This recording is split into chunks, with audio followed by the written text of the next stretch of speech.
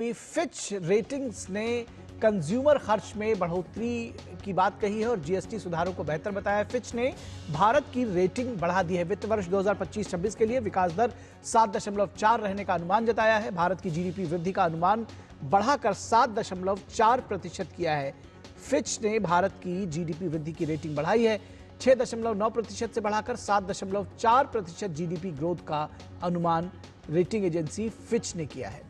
भारत की GDP growth पर बड़ी खबर इस वक्त आ रही है और भारत के आर्थिक परिदृश्य के लिए सकारात्मक संकेत आ रहे हैं। फिच ने भारत की रेटिंग बढ़ाई है। जीडीपी की जो ग्रोथ की अवधारणा है उसको 6.9 से बढ़ाकर 7.4% कर दिया है।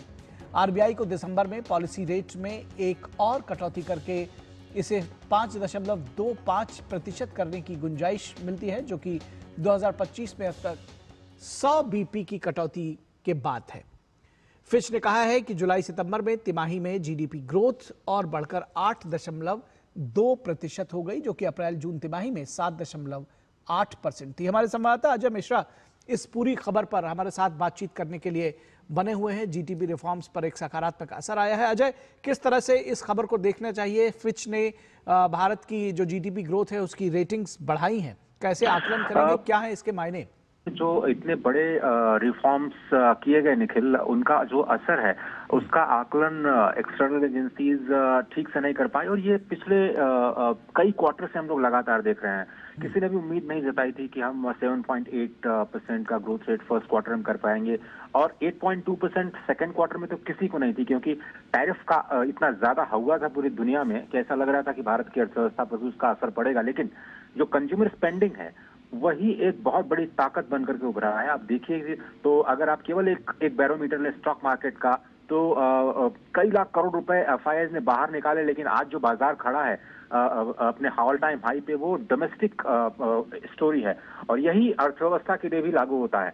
जब कंज्यूमर स्पेंडिंग जीएसटी रिफॉर्म्स के बाद बढ़े तो 8.2% का जो ये ग्रोथ रेट आया, अनप्रेसिडेंटेड था। पिछले 6 क्वार्टर्स में सबसे ज्यादा ग्रोथ रेट भारत ने देखा और उसका असर 0.5%। आप सोचिए, आधे फीसदी का जीडीपी का अनुमान जो आज फिच रेटिंग्स ने बढ़ाया है, वो ये दिखाता है कि जो ग्लोबल एजेंसीज हैं वो भारत के जो अंडर करेंट का जो आकलन है वो उतने पुख्ता तरीके से नहीं कर पा रही हैं।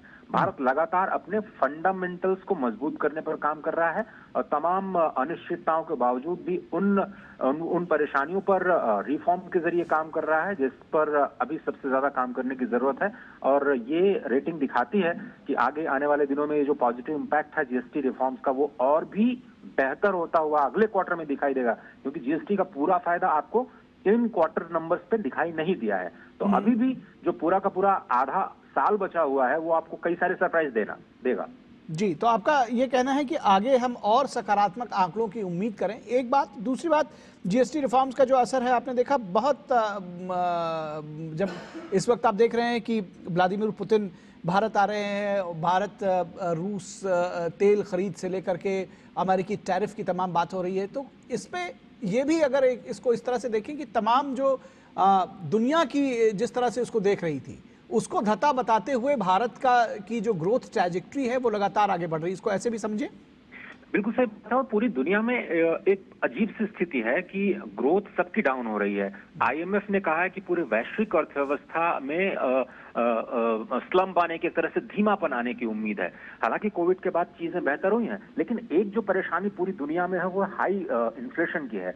लेकिन हमारे यहाँ अगर आप देखें तो ये ऑल टाइम लो पे बना हुआ है, 0.25%, जो मतलब शून्य के करीब जो इन्फ्लेशन बना हुआ है। तो हाई ग्रोथ और लो इन्फ्लेशन, ये एक ऐसा कॉम्बिनेशन है जो पूरी दुनिया में सिर्फ और सिर्फ भारत के पास है।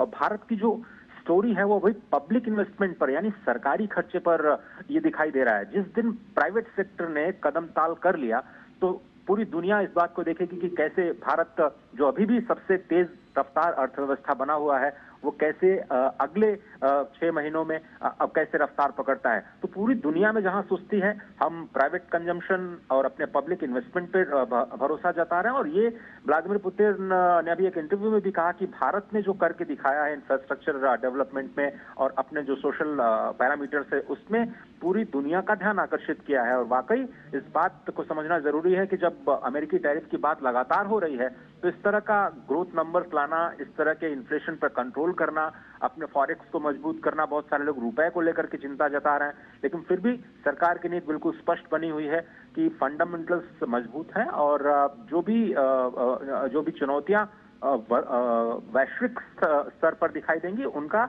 घरेलू समाधान इंडिया अपने स्तर पर अपने इंडियन सॉल्यूशंस देता हुआ नजर आएगा। जी, निश्चित तौर पर इंडियन सॉल्यूशंस देता हुआ नजर आएगा और भारत की ग्रोथ ट्रैजेक्टरी अब